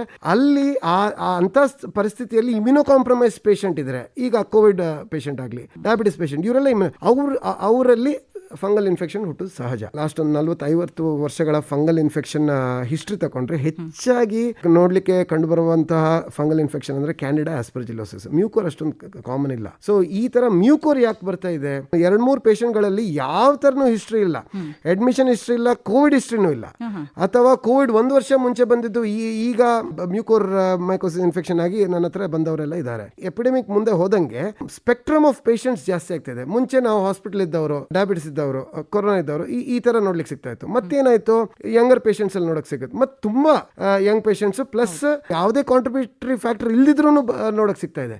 ಇದನ್ನ ಇನ್ವೆಸ್ಟಿಗೇಟ್ ಮಾಡಕ್ ಹೋದಾಗ ನನಗೆ ಎಷ್ಟೊಂದು ಬೇರೆ ಅಂಶಗಳು ನನ್ನ ಗಮನಕ್ಕೆ ಬಂತು. ಇದನ್ನ ನಾನು ಗವರ್ಮೆಂಟಿಗೆ ನಾನು ಪ್ರಸ್ತಾವಿಸ್ತಿದ್ದೇನೆ. ಸಂಶೋಧನೆಯನ್ನ ಮಾಡಿದ್ರಿ ಅಂತ ಹೇಳ್ತಾ ಇದ್ದೀರಾ. ಯಾಕೆ ಬಂತು, ಎಲ್ಲಿಂದ ಬಂತು? ಮೊದಲು ಕೋವಿಡ್ ಬಂದವರಿಗೆ ಮತ್ತೆ ವಯಸ್ಸಾದವ್ರಿಗೆ ಹೋಗ್ತಾ ಇದ್ರು. ಈ 2ನೇ ಅಲೆಯಲ್ಲಿ ಯಂಗ್ಸ್ಟರ್ಸ್ ಹೋಗ್ತಾ ಇದ್ದಾರೆ, ಯುವ ಜನತೆ ಹೋಗ್ತಾ ಇದೆ. ಇನ್ನು 3ನೇ ಅಲೆ ಬರುತ್ತೆ, ಅದು ಗುರಿ ಇಟ್ಟಿರೋದು ಮಕ್ಕಳನ್ನ ಅಂತ ಹೇಳ್ತಾ ಇದ್ವಿ. ಹಾಗಾದ್ರೆ ಈ ಕಪ್ಪು ಶಿಲೀಂಧ್ರ ಎಲ್ಲಿಂದ ಬಂತು ಅಂತ ನಿಮ್ಮ ಸಂಶೋಧನೆ ಹೇಳುತ್ತೆ? ಹೌದು, ನನಗೆ ಸಾಧಾರಣ 1 ತಿಂಗಳಿಂದ ಇದ್ರ ವಿಷಯ ರಿಸರ್ಚ್ ಮಾಡ್ತಾ ಇದ್ದೀನಿ. ನನ್ನ ಪೇಷಂಟ್ಗಳು 20 ವರ್ಷ 30 ವರ್ಷ ವಯಸ್ಸಿನವರೆಲ್ಲ ಫಂಗಲ್ ಇನ್ಫೆಕ್ಷನ್ ಬಂದಾಗ ನನಗೆ ಏನು ಅನಿಸ್ತು ಅಂತಂದರೆ, ಕೋವಿಡ್, ಸ್ಟೀರಾಯ್ಡ್ ಅಥವಾ ನಮ್ಮ ಹಾಸ್ಪಿಟಲ್ ಒಳಗಡೆನೆ ಕಾಯಿಲೆಗಳಿಗೆ ಎಷ್ಟೋ ವರ್ಷದ ಸ್ಟೀರಾಯ್ಡ್ ಯೂಸಲ್ ಇದೆ. ಎಷ್ಟೋ ಕಾಯಿಲೆಗಳಿಗೆ ಈಗ ಆಸ್ಮಾ ಅನ್ನುವಂಥ ಕಾಯಿಲೆಗೆ ಸ್ಟೀರಾಯ್ಡ್ ಸ್ಪ್ರೇನೇ ತಗೊಳ್ಳೋದು. ಜೀವನ ಪರ್ಯಂತ ಸ್ಟೀರಾಯ್ಡ್ ಸ್ಪ್ರೇ ತಗೋತಾರೆ. ಅಲರ್ಜಿ ಇದ್ರೆ ನಾವು ಸ್ಟೀರಾಯ್ಡ್ ಸ್ಪ್ರೇಸ್ ಕೊಡೋದು, ಬಿಕಾಸ್ ಇದಕ್ಕೆ ಬೇರೆ ಔಷಧ ಇಲ್ಲ. ಸೊ ಸ್ಟೀರಾಯ್ಡ್ ಸ್ಪ್ರೇನೇ ಕೊಡಬೇಕಾಗಿ ಇದರಲ್ಲೆಲ್ಲ ನಮಗೆ ನೋಡಕ್ ಸಿಗ್ತಾ ಇಲ್ಲ. ಬಟ್ ಏನಾದರೂ ಸ್ಟೀರಾಯ್ಡ್ ಅಬ್ಯೂಸ್ ಆಯಿತು ಅಂತ ಆದ್ರೂ 1 ವಾರ 10 ದಿವಸ ಒಂದು ಸ್ವಲ್ಪ ಸ್ಟೀರಾಯ್ಡ್ ತಗೊಂಡ್ರು 20 ವರ್ಷ 30 ವರ್ಷ ವಯಸ್ಸಿನಲ್ಲಿ ಅಷ್ಟೊಂದು ಇಮ್ಯುನೋ ಕಾಂಪ್ರಮೈಸ್ ಆಗುತ್ತಾ? ಸೊ ಇದನ್ನ ನಾನು ಸಂಶೋಧನೆ ಮಾಡಕ್ ಹೋದ್ರೆ ಮನಸ್ಸಿಗೆ ಏನ್ ಬಂತು ಅಂತ ಹೇಳಿದ್ರೆ, ಫಾರಿನ್ ಪ್ರೋಟೋಕಾಲ್ಸ್ ಮತ್ತೆ ಇಂಡಿಯನ್ ಪ್ರೋಟೋಕಾಲ್ಸ್ ಅನ್ನು ಕಂಪೇರ್ ಮಾಡಿದಾಗ ವಿದೇಶದಲ್ಲಿ 2 ಅಥವಾ 3ಕ್ಕಿಂತ ಹೆಚ್ಚು ಮ್ಯೂಕೋರ್ ಕೇಸ್ಗಳನ್ನ ಶಾರ್ಟ್ ಪೀರಿಯಡ್, 1 ವಾರ ಅಥವಾ 2 ವಾರ ಅಥವಾ ಮ್ಯಾಕ್ಸಿಮಮ್ 1 ತಿಂಗಳಲ್ಲಿ ನೋಡಕ್ ಸಿಕ್ಕಿದ್ರೆ ಅದನ್ನ ಪ್ರೊಬೆಬಲ್ ಎಪಿಡೆಮಿಕ್ ಅಂತ ಇನ್ವೆಸ್ಟಿಗೇಟ್ ಮಾಡ್ತಾರೆ. ಸೊ ಈ ತರ ಇನ್ವೆಸ್ಟಿಗೇಟ್ ಮಾಡೋದು ಯಾಕೆ ಅಂತಂದ್ರೆ, ಇದಕ್ಕೆ ಬೇರೆ ಸೋರ್ಸ್ ಇದೆಯಾ? ಬೇರೆ ಟೈಮಲ್ಲಿ ಇಮ್ಯುನೋ ಕಾಂಪ್ರಮೈಸ್ ಪೇಷಂಟ್ ಅನ್ನ ಟ್ರೀಟ್ ಮಾಡ್ತೀವಿ, ಈಗ ಯಾಕೆ ಬಂತು? ಬೇರೆ ಕಡೆ ಎಲ್ಲಾದ್ರೂ ಕಂಟಾಮಿನೇಷನ್ ಆಗ್ತಾ ಇದೆಯಾ ಅಂತ ನೋಡಕ್. ಈ ಒಂದು ಅಂಶವನ್ನ ನಾವು ಮೆಡಿಕಲ್ ಫ್ರೆಟರ್ನಿಟಿ ಆಗ್ಲಿ ಗವರ್ಮೆಂಟ್ ಆಗ್ಲಿ ಯಾರು ಇದನ್ನ ಆ ಆಂಗಲ್ ಇಂದ ನೋಡಿಲ್ಲ. ಈ ಕೋವಿಡ್ ಅನ್ನೋದು ಹಂಗೆ, ಕೋವಿಡ್ ಯಾಕೆ ಬಂತು, ಎಲ್ಲಿಂದ ಬಂತು, ನಾವು ಕೋವಿಡ್ ಅನ್ನು ಟ್ರೀಟ್ ಮಾಡ್ತಾ ಇದೀವಿ. ಅಫ್ಕೋರ್ಸ್ ಇದಕ್ಕೆಲ್ಲ ಥಿಯರಿ ಇದೆ, ಚೈನಾದಿಂದ ಹುಟ್ಟಿರೋದು, ಅಲ್ಲಿಂದ ಹರಡಿರೋದು, ಇದರದ್ದೆಲ್ಲ. ಈ 1 ವರ್ಷದಿಂದ ಕೋವಿಡ್ ಬಗ್ಗೆ ಸಾಕಷ್ಟು ಜನ, ಸಾಮಾನ್ಯ ಜನನನ್ನು ಕೇಳಿದ್ರು ಕೂಡ ಹೇಳ್ತಾರೆ, ಒಂದು ಮಗುನ್ ಕೇಳಿದ್ರು ಹೇಳ್ತಾರೆ ಕೋವಿಡ್ ಅಂದ್ರೆ ಏನು, ಹೇಗ್ ಬಂತು, ಎಲ್ಲಿಂದ ಬಂತು, ಅದನ್ನು ಹೇಳ್ತಾರೆ. ಆದ್ರೆ ಈ ಕಪ್ಪು ಶಿಲೀಂಧ್ರದ ಬಗ್ಗೆ ಹೆಚ್ಚು ಗೊತ್ತಿಲ್ಲ ಜನಕ್ಕೆ. ಎಕ್ಸಾಕ್ಟ್ಲಿ. ಇದರ ಮೂಲವನ್ನ ನಾವು ಈಗ ನೋಡಕ್ಕೆ, ಅದನ್ನ ಐಡೆಂಟಿಫೈ ಮಾಡಕ್ಕೆ ನಾವು ಪ್ರಯತ್ನ ಮಾಡಬೇಕು. ಈ ಆಸ್ಪೆಕ್ಟ್ ಅನ್ನ ನಾನು ಗವರ್ಮೆಂಟಿನ ಗಮನಕ್ಕೆ ತಂದಿದ್ದು. ಸೊ ನನ್ನ ಅಭಿಪ್ರಾಯ ಏನಂದ್ರೆ, ಒಂದ್ ಸೈಡ್ ಇಂದ ಇಮ್ಯುನೋ ಕಾಂಪ್ರಮೈಸ್ ಪೇಷಂಟ್ಸ್ ಇದ್ದಾರೆ, ಅದನ್ನ ನಾವು ಟ್ರೀಟ್ ಮಾಡ್ತಾ ಇದೀವಿ, ಅದನ್ನ ಏನ್ ಚೇಂಜ್ ಮಾಡಕ್ಕಾಗಲ್ಲ. ಬಟ್ ಎಲ್ಲಿಯಾದ್ರೂ ಒಂದು ಕಾನ್ಸಂಟ್ರೇಟೆಡ್ ಸೋರ್ಸ್ ಇದೆಯಾ, ಈ ಸೋರ್ಸ್ ಹೆಚ್ಚಾಗಿದೆಯಾ, ಎಲ್ಲಿಂದಾದ್ರೂ ಕಂಟಾಮಿನೇಷನ್ ಇದೆಯಾ, ಇದನ್ನ ನಾವು ಗುರುತುಪಡಿಸಕ್ ಹೋದ್ರೆ ಅದು ಕಡಿಮೆ ಆದ್ರೆ ಇಮಿಡಿಯೇಟ್ ನಂಬರ್ ಆಫ್ ಕೇಸಸ್ ಕಡಿಮೆ ಆಗುತ್ತೆ. ಅಂದ್ರೆ ಆ ಮೂಲನನ್ನೇ ನಾವು ಕಂಡುಹಿಡಿದು ಅಲ್ಲೇ ನಾವು ಅದನ್ನ ಹೊಡೆದೋಡಿಸಿದ್ರೆ ಈ ಕಪ್ಪು ಶಿಲೀಂಧ್ರವನ್ನ ಕಡಿಮೆ ಮಾಡಬಹುದು ಅಂತಂದ್ರೆ, ಎಲ್ಲಿ ಕಂಡುಹಿಡಿದ್ರಿ ಈ ಮೂಲನ? ಹಾಗಿದ್ರೆ ಇದನ್ನ ನಾನು ರಿಸರ್ಚ್ ಮಾಡಕ್ ಹೋದ್ರೆ ಎಷ್ಟೋ ಒಂದು ಅಂಶಗಳು ನನಗೆ ಒಂಥರ ಆಶ್ಚರ್ಯವಾದಂತ ಆಯ್ತು. ಇದನ್ನ 2 ಕ್ಯಾಟಗರೀಸ್ ಆಗಿ ಡಿವೈಡ್ ಮಾಡಬಹುದು. ಒಂದು ಪೇಷಂಟ್ ಫ್ಯಾಕ್ಟರ್ಸ್ ಅಥವಾ ಕಮ್ಯುನಿಟಿಯಲ್ಲಿ ಯಾವ ತರ ಸೋರ್ಸ್ ಅಥವಾ ಮೂಲ ಕಂಡುಹುಡುಕಬಹುದು ಅಥವಾ ಎಲ್ಲಿ ಕಾನ್ಸಂಟ್ರೇಟ್ ಆಗಿರುತ್ತೆ. ಒಂದು ನಮ್ಮ ಮಾಸ್ಕ್ ಬಳಕೆ. ಈ ಮಾಸ್ಕ್ ಅನ್ನುವಂಥದ್ದು ಈಗ ಒಂದು ನಮ್ಮ ದೇಹದ ಅಂಗದ ತರನೇ ಆಗಿದೆ. ಮಾಸ್ಕ್ ಬಳಕೆಯನ್ನ ಪಬ್ಲಿಕ್ಗೆ ನಾವು ಹೆಂಗ್ ಮಾಡಬೇಕು ಅನ್ನುವಂಥದ್ದು ನಾವು ಅವರ ಪಬ್ಲಿಕ್ ಗಮನಕ್ಕೆ ತರಬೇಕಾಗಿದ್ದು ಬಹಳಷ್ಟು ಮುಖ್ಯ. ಯಾಕೆ ಹೇಳಿದ್ರೆ, ಡಿಸ್ಪೋಸಬಲ್ ಮಾಸ್ಕ್ ಆಗಲಿ ಕ್ಲಾತ್ ಮಾಸ್ಕ್ ಆಗಲಿ ಇದನ್ನ ಲೆಕ್ಕಕ್ಕಿಂತ ಜಾಸ್ತಿ ಬಳಕೆ ಮಾಡಬಾರ್ದು. N95 ಮಾಸ್ಕ್ ಆಗಲಿ ಡಿಸ್ಪೋಸಬಲ್ ಮಾಸ್ಕ್ ಆಗಲಿ ನಾವು ಧರಿಸಿದಾಗ ಎಲ್ಲಾದ್ರೂ ಹೊರಗಡೆ ಹೋಗಿ ಪಬ್ಲಿಕ್ ಪ್ಲೇಸ್ ಹೋಗಿ ವಾಪಸ್ ಬಂದ್ರೆ ಅದನ್ನ ತಕ್ಷಣ ಡಿಸ್ಕಾರ್ಡ್ ಮಾಡಬೇಕು. 2ನೇದು, ಮನೆ ಒಳಗಡೆ ಅಥವಾ ವರ್ಕ್ ಪ್ಲೇಸ್ ಅಲ್ಲಿ ಇದ್ರೆ, ಒಂದೇ ರೂಮ್ ಅಲ್ಲಿ ಅಥವಾ ಒಂದೇ ಕಡೆ ಇದ್ರೆ ಒಂದ್ ದಿವಸ ಅದನ್ನ ಯೂಸ್ ಮಾಡಬಹುದು. ಈಗ ನಾನು ಏನ್ ನೋಡ್ತಾ ಇದ್ದೀನಿ ಅಂದ್ರೆ ನನ್ನ ಸ್ಟಾಫ್ ಅಲ್ಲೇ ನನ್ನ ಅಕ್ಕಪಕ್ಕ ಇರೋರೆ ಒಂದ್ ಮಾಸ್ಕ್ ಅನ್ನ 4-5 ದಿವಸ ಬಳಸೋದು, ಕ್ಲಾತ್ ಮಾಸ್ಕ್ ಅನ್ನ 10-15 ದಿವಸ ಬಳಸೋದು, ಈ ತರ ಮಾಡ್ತಿದ್ದಾರೆ. ಇನ್ನೊಂದು ವಿಷಯ ಏನಂದ್ರೆ, ಈ 2ನೇ ಅಲೆಯಲ್ಲಿ ಎಷ್ಟೋ ಜನ ಡಬಲ್ ಮಾಸ್ಕ್ ಯೂಸ್ ಮಾಡ್ತಿದ್ದಾರೆ. ಸೊ ಡಬಲ್ ಮಾಸ್ಕ್ ಯೂಸ್ ಮಾಡಿದಾಗ ಮತ್ತು ಈ ಪ್ರಾಬ್ಲಮ್ ಜಾಸ್ತಿ ಆಗುತ್ತೆ. ಯಾಕೆಂದ್ರೆ ನಾವು ಮಾಸ್ಕ್ ಯೂಸ್ ಮಾಡಿದಾಗ, ನಾವು ಮಾತಾಡಿದಾಗ ನಮ್ಮ ಎಂಜಲು, ನಮ್ಮ ಬಾಯಲ್ಲಿ ಫುಡ್ ಪಾರ್ಟಿಕಲ್ಸ್ ಇದೆಲ್ಲ ಹೊರಗೆ ಬರ್ತಾ ಇರುತ್ತೆ, ಮಾಯಿಶ್ಚರ್ ಹೊರಗೆ ಬರ್ತಾ ಇರುತ್ತೆ. ಇದೆಲ್ಲ ಡೆಪಾಸಿಟ್ ಆಗೋದು ಮಾಸ್ಕ್ ಒಳಗಡೆ ಸರ್ಫೇಸ್ ಅಲ್ಲಿ. ಫಂಗಸ್ ಬೆಳೆಯೋದೇ ಫುಡ್ ಪಾರ್ಟಿಕಲ್ಸ್ ಅಲ್ಲಿ, ಅದ್ರ ಜೊತೆಗೆ ಅದಕ್ಕೆ ಮಾಯಿಶ್ಚರ್ ಬೇಕು, ಅದಕ್ಕೆ ನೀರಿನ ಅಂಶ ಬೇಕು. ಇದೆಲ್ಲ ನಾವು ಮಾತಾಡುವಾಗ್ಲೇ, ನಾವು ಉಸಿರಾಡುವಾಗ್ಲೇ ಮಾಸ್ಕ್ ಮೇಲೆ ಬೀಳುತ್ತೆ ಸಹಜವಾಗಿ. ಆದ್ರಿಂದ ನಾನು ಹೇಳ್ತಿರೋದು, ಈ ಮಾಸ್ಕ್ ಅನ್ನ ಅಗತ್ಯಕ್ಕಿಂತ ಜಾಸ್ತಿ ಸಮಯ ಬಳಸಬಾರ್ದು. ಡಿಸ್ಪೋಸಬಲ್ ಮಾಸ್ಕ್ ಕ್ರಯನೂ ತುಂಬಾ ಜಾಸ್ತಿ ಇರೋದ್ರಿಂದ ಜನರು ಅದನ್ನ ತಕೊಂಡು ಒಂದ್ ವಾರ ಬಳಸ್ತಾರೆ. ಅದು ಮತ್ತು ಹಾನಿಕರ. ಮಾಸ್ಕ್ ಅನ್ನ ಒಂದು ದಿವಸಕ್ಕಿಂತ ಜಾಸ್ತಿ ಬಳಸಬೇಡಿ. ಡಬಲ್ ಮಾಸ್ಕ್ ಬೇಡ ಅಂತೀರಾ? ಡಬಲ್ ಮಾಸ್ಕ್ ಎಲ್ಲ ಮಾಸ್ಕು ಹಾಕ್ಬೋದು, ಡಬಲ್ ಮಾಸ್ಕು ಹಾಕ್ಬೋದು, ಬಟ್ ಅದನ್ನ ಲೆಕ್ಕಕ್ಕಿಂತ ಜಾಸ್ತಿ ಯೂಸ್ ಮಾಡಬಾರ್ದು. ಕ್ಲಾತ್ ಮಾಸ್ಕ್ ಅನ್ನ ಒಂದ್ ದಿವಸ ಯೂಸ್ ಮಾಡಬಹುದು. ಪಬ್ಲಿಕ್ ಏರಿಯಾಸ್ಗೆ ಹೋದ್ರೆ, ಮಾರ್ಕೆಟಿಗೆ ಹೋದ್ರೆ ತಕ್ಷಣ ಬಂದು ಅದನ್ನ ಹೋಗಿಲಿಕ್ಕೆ ಹಾಕಿ. ಸೊ ಇದು ಒಂದು ಮುಖ್ಯವಾದಂತ ಅಂಶ. ಎರಡನೇದು, ಈಗ ಗವರ್ಮೆಂಟ್ ಆಕ್ಸಿಜನ್ ಕಾನ್ಸಂಟ್ರೇಟ್ಗಳನ್ನ ಜನಸಾಮಾನ್ಯರು ಖರೀದಿ ಮಾಡಬಹುದು ಅಂತ ಹೇಳಿ ಅದನ್ನ ಅನುಮತಿ ಕೊಟ್ಟಿದ್ದಾರೆ. ಇದು ಮುಂಚೆ ಮೆಡಿಕಲ್ ಡಿವೈಸ್ ಆಗಿತ್ತು, ಇದು ಎಲ್ರಿಗೂ ಆಕ್ಸೆಸ್ ಇರಲಿಲ್ಲ. ಸೊ ಆಕ್ಸಿಜನ್ ಕಾನ್ಸಂಟ್ರೇಟರ್ ಅನ್ನ ಸ್ಟೆರಿಲೈಸ್ ಹೆಂಗ್ ಮಾಡಬೇಕು ಅಂತ ಗೊತ್ತಿರಬೇಕು. ಪದೇ ಪದೇ ನಾವು ಅದನ್ನ ಯೂಸ್ ಮಾಡಿ ಸ್ಟೆರಿಲೈಸ್ ಮಾಡದಿದ್ರೆ ಅದರಿಂದಾಗಿ ಕಾಯಿಲೆ ಬರುವಂತ ಪರಿಸ್ಥಿತಿ ಇರುತ್ತೆ. ಎರಡನೇದು, ಅದರಲ್ಲಿ ನೀರು ಬಳಕೆ, ಹ್ಯೂಮಿಡಿಫೈಯರ್ ಇರುತ್ತೆ ಎಷ್ಟೊಂದು ಆಕ್ಸಿಜನ್ ಕಾನ್ಸಂಟ್ರೇಟರ್ ಅಲ್ಲಿ, ಅದಕ್ಕೆ ಡಿಸ್ಟಿಲ್ ವಾಟರ್ ಹಾಕಬೇಕು, ಸ್ಟೆರೈಲ್ ವಾಟರ್ ಹಾಕಬೇಕು. ಟ್ಯಾಪ್ ನೀರು ಹಾಕಿದ್ರೆ ಆ ಟ್ಯಾಪ್ ನೀರಲ್ಲೇ ಇರುವಂತ ಕ್ರಿಮಿಕೀಟಗಳು ನಮ್ಮ ಮೂಗೊಳಗೆ ಹೋಗಿ ಇದರಿಂದಾಗಿ ಬರುವಂತ ಪ್ರಾಬ್ಲಮ್ ಇರುತ್ತೆ. ಮೂರನೇದು, ಸ್ಟೀಮ್ ಇನ್ಹಲೇಷನ್. ಇದೊಂದು ಮುಖ್ಯವಾದ ಇದು. ಸ್ಟೀಮ್ ಇನ್ಹಲೇಷನ್ ಅಂತದ್ದು ಒಳ್ಳೇದು, ಅದು ಕೊರೋನಾಕ್ಕಾಗ್ಲಿ ನಮ್ಮ ಶ್ವಾಸಕೋಶಕ್ಕಾಗ್ಲಿ ಬೆನಿಫಿಷಿಯಲ್ ಅನ್ನುವಂಥದ್ದು ನಂಬಿಕೆ ಇದೆ. ಎವಿಡೆನ್ಸ್ ಬೇಸ್ಡ್ ಅಲ್ಲ ಇದು, ಬಟ್ ಮಾಡಬಾರ್ದು ಅಂತ ಹೇಳಲ್ಲ. ಬಟ್ ಕೊರೋನಾ ಮತ್ತು ಮ್ಯೂಕೋರ್ ಮೈಕೋಸಿಸ್ ಇರುವಂತ ಪರಿಸ್ಥಿತಿಯಲ್ಲಿ ಇದನ್ನ ಸ್ಟೀಮ್ ಇನ್ಹಲೇಷನ್ ಅನ್ನ ಮಾಡಬೇಡಿ ಅಂತ ಹೇಳುವಂತ ನಾನೊಂದು ಗೈಡ್ಲೈನ್ಸ್ ಕೊಡ್ತೀನಿ. ನಾನು ಯಾಕೆ ಹೇಳಿದ್ರೆ, ಸಾಮಾನ್ಯವಾಗಿ ಕೋವಿಡ್ ಬಂದಂತವ್ರಿಗೆ ದಿನಕ್ಕೆ ಒಂದು 2-3 ಸಲ ಆದ್ರೂ ನೀವು ಸ್ಟೀಮ್ ಇನ್ಹಲೇಷನ್ ಮಾಡಿ ತಪ್ಪು ಅಂತ ಹೇಳ್ತಾರೆ. ಹೌದು, ಇದು ನನ್ನ ಪ್ರಕಾರ, ನನ್ನ ರಿಸರ್ಚ್ ಪ್ರಕಾರ ಇದನ್ನ ಮಾಡಬಾರ್ದು. ಇದು ನನಗೂ ಒಂದ್ ಸ್ವಲ್ಪ ಆಶ್ಚರ್ಯಜನಕವಾಗಿ ಬಂತು. ಯಾಕೆ ಹೇಳಿದ್ರೆ, ಈಗ ಸ್ಟೀಮ್ ಇನ್ಹಲೇಷನ್ ಅಲ್ಲಿ 2 ವಿಧಾನಗಳಿವೆ. ಒಂದು, ನಾವು ಸ್ಟವ್ ಮೇಲೆ ಇಟ್ಟು ಪಾತ್ರೆಯಲ್ಲಿ ನೀರು ಬಿಸಿ ಮಾಡಿ ಆರ್ಡಿನರಿ ಸ್ಟೀಮ್ ಇನ್ಹಲೇಷನ್ ಮಾಡ್ತೀವಿ. ಎರಡನೇದು, ಸ್ಟೀಮ್ ಅನ್ನ ಹುಟ್ಟಿಸುವಂತ ನೆಬುಲೈಸರ್ ಗಳಿವೆ, ಮೆಡಿಕಲ್ ಡಿವೈಸ್ ಗಳಿವೆ. ಈ ಎರಡಕ್ಕೂ ಡಿಫ್ರೆನ್ಸ್ ಏನಂದ್ರೆ, ನೆಬುಲೈಸರ್ ಗಳಲ್ಲಿ ವಾಟರ್ ವೇಪರ್ ಹುಟ್ಟುತ್ತೆ. ಈ ವಾಟರ್ ವೇಪರಿನ ಸೈಜ್ 0.0001 ಮೈಕ್ರಾನ್, ಅಷ್ಟು ಚಿಕ್ಕದಾಗಿರುತ್ತೆ ಅದ್ರದ್ದು ಸೈಜ್, ನೀರಿನ ಸೈಜ್. ಸ್ಟೀಮ್ ಇನ್ಹಲೇಷನ್ ಅಲ್ಲೂ ವಾಟರ್ ವೇಪರ್ ಹುಟ್ಟೋದು, ಬಟ್ ಮೂಗಿನ ಒಳಗಡೆ ಹೋದಾಗ ಅದು ಕೂಲ್ ಆಗುತ್ತೆ, ಬಿಕಾಸ್ ಕೆಳಗಡೆಯಿಂದ ಮೇಲೆ ಬರೋದು. ಈ ನೆಬುಲೈಸರ್ಸ್ ಅನ್ನೆಲ್ಲ ನಾವು ಡೈರೆಕ್ಟ್ ಮೂಗಿಗೆ ಇಡ್ತೀವಿ. ಸೊ ಇದು ಮೇಲ್ಗಡೆ ಬಂದಾಗ ವಾಟರ್ ಡ್ರಾಪ್ಲೆಟ್ಸ್ ಆಗುತ್ತೆ, ಅದು ಕಂಡೆನ್ಸ್ ಆಗುತ್ತೆ. ಸ್ಟಿಮ್ಯುಲೇಷನ್ ಮಾಡಿದಾಗ ಮುಖದಲ್ಲೆಲ್ಲ ಒಂಥರ ಬೆವರು ಇಳಿಯುತ್ತಲ್ವಾ, ಅದು ಯಾಕೆ ಹೇಳಿದ್ರೆ ಅದು ಕಂಡೆನ್ಸ್ ಆಗೋದು. ನೀರು ಕಂಡೆನ್ಸ್ ಆದಾಗ ವಾಟರ್ ಡ್ರಾಪ್ಲೆಟ್ಸ್ ಆಗುತ್ತೆ. ವಾಟರ್ ಡ್ರಾಪ್ಲೆಟ್ಸ್ ಆದಾಗ ಅದ್ರ ಸೈಜ್ 1-10 ಮೈಕ್ರಾನ್ ಇರುತ್ತೆ. ಇದು 0.0001 ಮೈಕ್ರಾನ್. ಯಾವಾಗ ವಾಟರ್ ಡ್ರಾಪ್ಲೆಟ್ಸ್ ಬಂತ ಮೇಲ್ಗಡೆ ಹೋದಂಗೆ ಮೂಗೊಳಗಡೆ ಮುಟ್ತಾ ನೀರಿನ ಡ್ರಾಪ್ ಇದೆ ಅಂತ ತಿಳ್ಕೊಳ್ಳಿ, ಅದಕ್ಕೆ ಈ ಫಂಗಸ್ ಆಗಲಿ ಬ್ಯಾಕ್ಟೀರಿಯಾ ಆಗಲಿ ವೈರಸ್ಗಳು ಅಂಟ್ಕೊಳ್ಳುತ್ತೆ. ವಾಟರ್ ವೇಪರಿಗೆ ಅಂಟ್ಕೊಳ್ಳೋಕೆ ಸಾಧ್ಯನೇ ಇಲ್ಲ, ಬಿಕಾಸ್ ಅದು ತುಂಬಾ ಚಿಕ್ಕದು. ವೈರಸ್ ಮತ್ತೆ ಬ್ಯಾಕ್ಟೀರಿಯಾ ಫಂಗಸ್ ಸೈಜ್ 0.0105 ಈ ತರ ಇರುತ್ತೆ. ಸೊ ಇದಕ್ಕಿಂತ ತುಂಬಾ ಜಾಸ್ತಿ ಇರೋದ್ರಿಂದ ಅದ್ರ ಮೇಲೆ ಕುತ್ಕೊಳ್ಳೋಕ್ಕಾಗಲ್ಲ. ಸ್ಟೀಮ್ ಇನ್ಹಲೇಷನ್ ನೀವು ಹೇಳಿದಂಗೆ 2-3 ಸಲ ದಿವಸಕ್ಕೆ ಮಾಡ್ತಾ ಹೋದ್ರೆ ಅದ್ರಲ್ಲಿ ಏನಾಗುತ್ತೆ, ಬರ್ನಿಂಗ್ ಸೆನ್ಸೇಷನ್ ಬರುತ್ತೆ ಮೂಗಲ್ಲಿ ಹತ್ರ ಹೋದಾಗೆ. ಆ ತರ ಎಲ್ಲ ಆದಾಗ ಅದು ಯಾಕಾಗುತ್ತೆ ಅಂದ್ರೆ, ಅದು ನಮ್ಮ ಮೂಗಿನ ಒಳಗಿನ ಲೈನಿಂಗ್ ಮ್ಯೂಕೋಸ್ ಅಂತೀವಿ, ಅದನ್ನ ಕೆಲವೊಮ್ಮೆ ಸುಟ್ಟು ಹಾಕುತ್ತೆ. ಈ ತರ ಚಿಕ್ಕ ಅಬ್ರೇಷನ್ಸ್ ಅಂತೀವಿ, ಅಥವಾ ಮ್ಯೂಕೋಸಲ್ ಡಿಸ್ರಪ್ಷನ್ ಅಂತೀವಿ. ಅದ್ರಲ್ಲಿ ಏನಾದ್ರು ಹೊಡೆತ ಬಂದ್ರೆ, ಅದ್ರ ಜೊತೆಗೆ ಎಲ್ಲಾದ್ರೂ ಈ ವಾಟರ್ ಡ್ರಾಪ್ಲೆಟ್ಸ್ ಅಲ್ಲಿ ಫಂಗಲ್ ಇನ್ಫೆಕ್ಷನ್ ಬಂತು ಅಂತಂದ್ರೆ, ಅದ್ರ ಜೊತೆಗೆ ಕೊರೋನಾ ಇದ್ದು, ಅದ್ರ ಜೊತೆಗೆ ಡಯಾಬಿಟಿಸ್ ಇದ್ದು, ಅದ್ರ ಜೊತೆಗೆ ಏನಾದ್ರು ಸ್ಟೀರಾಯ್ಡ್ ತಗೊಳ್ತಿದ್ರೆ ನೋಡಿ ನಾವು ಹೆಂಗೆ ಸೊ ನಾನು ಹೇಳಿದಂಗೆ ಫಂಗಲ್ ಇನ್ಫೆಕ್ಷನ್, ಫಂಗಲ್ ಸ್ಪೋರ್ಸ್ ಎಲ್ಲಾ ಕಡೆ ಇದೆ. ಅದನ್ನ ಹೆಂಗೆ ನಾವು ಕಾನ್ಸಂಟ್ರೇಟ್ ಮಾಡ್ತಾ ಇದೀವಿ ನೋಡಿ ಸ್ಟೀಮ್ ಇನ್ಹಲೇಷನ್ ಅಲ್ಲಿ ಮಾಸ್ಕ್ ಧರಿಸೋದ್ರಿಂದ. ಇದು ಕಾಯ್ತಾ ಇರುತ್ತೆ ನಾನು ಹೆಂಗ್ ಒಳಗೆ ಹೋಗ್ತೀನಿ ಅಂತ. ಸೊ 1 ಸ್ಪೋರ್ 2 ಸ್ಪೋರ್ ಹರಡಿರುವಾಗ ಅದು ಡಿಫೆನ್ಸ್ ಬ್ರೇಕ್ ಮಾಡಲ್ಲ. 10 ಸ್ಪೋರ್ ನಾವೇ ಅದನ್ನ ಒಟ್ಟಿಗೆ ಮಾಡಿ ನಾವು ತಗೋತಾ ಇದ್ದೀವಿ. ಹಾಗಾದ್ರೆ ಡಾಕ್ಟರ್ ಸಂಪತ್ ಅವರೇ, ಕೋವಿಡ್ ಇರುವಂತವರು ಇನ್ಹಲೇಷನ್ ಮಾಡಬೇಡಿ, ಸಂಶೋಧನೆ ಪ್ರಕಾರ ಕೋವಿಡ್ ಇರುವವರು ಮಾಡಬೇಡಿ, ಮ್ಯೂಕೋರ್ ಇರೋರಂತೂ ಖಂಡಿತ ಮಾಡಬೇಡಿ. ಡಯಾಬಿಟಿಸ್ ಇರುವಂತವರು ಅದನ್ನ ಆದಷ್ಟು ಕಡಿಮೆ ಮಾಡಿ, ದಿವಸಕ್ಕೆ 2-3 ಸಲ ಬೇಡ, ಓವರ್ ಡೂಯಿಂಗ್ ಇಟ್ ಅಂತ ನನ್ನ ಅಭಿಪ್ರಾಯ.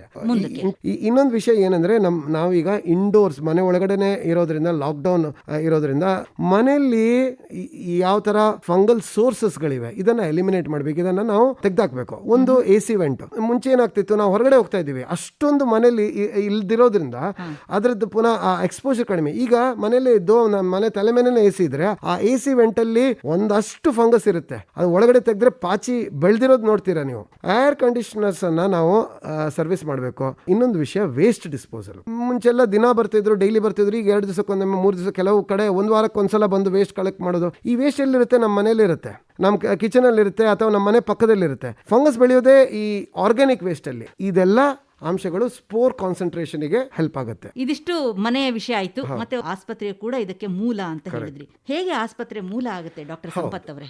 ಒಂದ್ ತಿಂಗಳು ಮುಂಚೆ ನಮ್ಮ ದೇಶದಲ್ಲಿ ತೀವ್ರ ಆಕ್ಸಿಜನ್ ಕೊರತೆ ಇದ್ದು ಇದೊಂದು ದೊಡ್ಡ ಪ್ರಾಬ್ಲಮ್, ಸಮಸ್ಯೆ ಆಗಿತ್ತು ನಮಗೆ. ಎಷ್ಟರ ಮಟ್ಟಿಗೆ ಅಂದ್ರೆ ಜನರು ಆಕ್ಸಿಜನ್ ಇಲ್ಲದೆ ಸಾಯ್ತಾ ಇದ್ರು. ಇದನ್ನ ಬಗೆಹರಿಸಲಿಕ್ಕೆ ಗವರ್ಮೆಂಟ್ ಏನು ಮಾಡಿತ್ತಂದ್ರೆ ಈ ಎಲ್ಲ ನೈಟ್ರೋಜನ್ ಆರ್ಗನ್ ಪ್ರೊಡ್ಯೂಸ್ ಮಾಡುವ ಪ್ಲಾಂಟ್ ಗಳನ್ನ ಈಗ ಆಕ್ಸಿಜನ್ ಪ್ಲಾಂಟ್ ಮಾಡಿ ಅದನ್ನ ಆಕ್ಸಿಜನ್ ಸಪ್ಲೈ ಸೋರ್ಸ್ ಅನ್ನಾಗಿ ಕನ್ವರ್ಟ್ ಮಾಡಿ ಅಲ್ಲಿಂದ ಹಾಸ್ಪಿಟಲ್ಗೆ ಆಕ್ಸಿಜನ್ ಸಪ್ಲೈ ಮಾಡಕ್ಕೆ ಶುರು ಮಾಡಿತ್ತು. ಇದು ಬಹಳಷ್ಟು ಉತ್ತಮವಾದ ಕೆಲಸ. ಇದನ್ನ ನಾನು ಕಮೆಂಡಬಲ್ ಕೆಲಸ ಅಂತ ಅಂತೀನಿ. ಗವರ್ಮೆಂಟ್ಗೆ ಫುಲ್ ಕ್ರೆಡಿಟ್ ಕೊಡ್ತೀನಿ. ಇದರಿಂದಾಗಿ ಎಷ್ಟೋ ಜೀವಗಳು ಉಳಿದಿವೆ. ಆಕ್ಸಿಜನ್ ಶಾರ್ಟೇಜ್ ಅನ್ನುವಂಥದ್ದು ಒಂದ್ ತಿಂಗಳು ಮುಂಚೆ ಹೆಂಗಿತ್ತ ಅದಕ್ಕೆ ಕಂಪೇರ್ ಮಾಡಿದಾಗ ಈಗ ಬಹಳಷ್ಟು ಇಂಪ್ರೂವ್ ಆಗಿ ಈಗ ಸದ್ಯ ಕೊರತೆ ಇರುವಂತ ಪರಿಸ್ಥಿತಿ ಹೋಗಿದೆ ಅಂತ ನನ್ನ ಅಭಿಪ್ರಾಯ. ಬಟ್ ಅದ್ರ ಜೊತೆಗೆ ಯಾವಾಗ ನಾವು ಇಂಡಸ್ಟ್ರಿಯಲ್ ಆಕ್ಸಿಜನ್ ಅನ್ನ ಬಳಕೆ ಮಾಡಕ್ಕೆ ಶುರು ಮಾಡಿದೀವ ಆ ಟೈಮಲ್ಲೇ ಒಂಥರ ನೋಡಕ್ ಹೋದ್ರೆ ಈಗ ಲಾಸ್ಟ್ ಒಂದ್ ತಿಂಗಳು ಮುಂಚೆ ಇದು ಆಯ್ತು.